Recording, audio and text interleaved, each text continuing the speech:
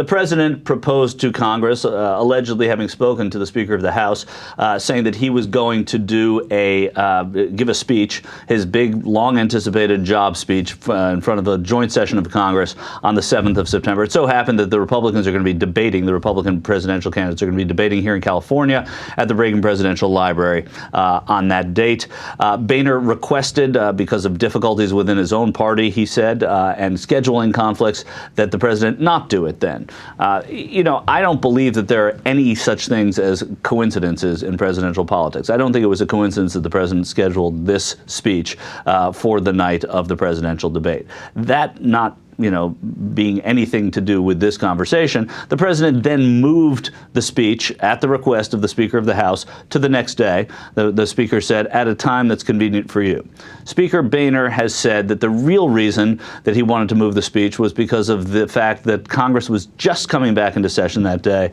All the security sweeps and all of the anticipation of a presidential speech on the day that Congress returns from recess, early, he'll have you know, is too much for them to handle. They need the extra day.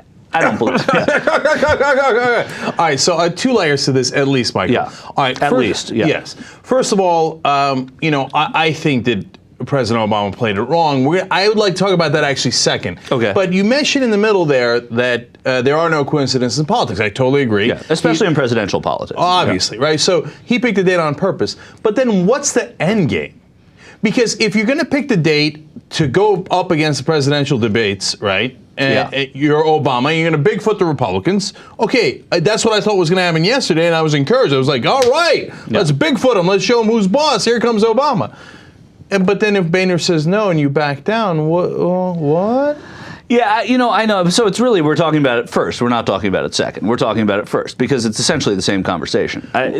If you have the president backing down, what you're saying is he should have anticipated that. What is his endgame? Why schedule during the debate and then say, oh, it makes you think, unfortunately, that maybe it was a coincidence, maybe it was an oversight. Hard for me to believe that because when they schedule it, they check TV schedules. I mean, dating back to Jimmy Carter giving his chats from the Oval Office, they checked the MASH schedule for that. I remember. But Michael, that's exactly it. So, I mean, because that goes to the heart of the question is, and I wrote about this today, and you can see it on the YoungTurks.com, et cetera.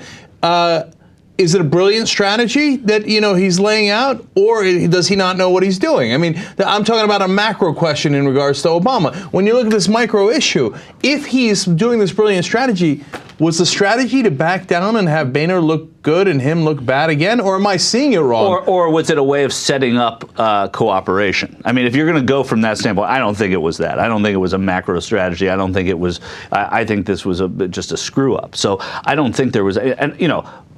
I also have an opinion that probably differs from you, that I think it's fine that he did it in the end. I think that he did the right thing by moving it, and you'll probably differ with me on that. But the point is that I think that you cannot assume brilliant strategy from this president and this administration. You just can't assume that anymore because you haven't seen it at all, ever.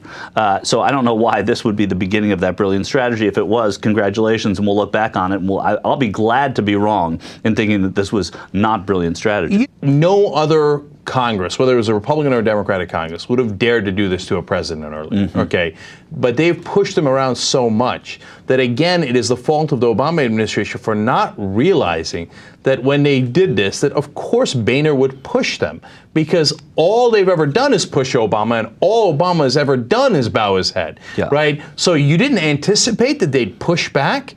But no, they've never done that to a president before. But they do that, everything they've never done to a president before to you, and you sit there and take it like a chump.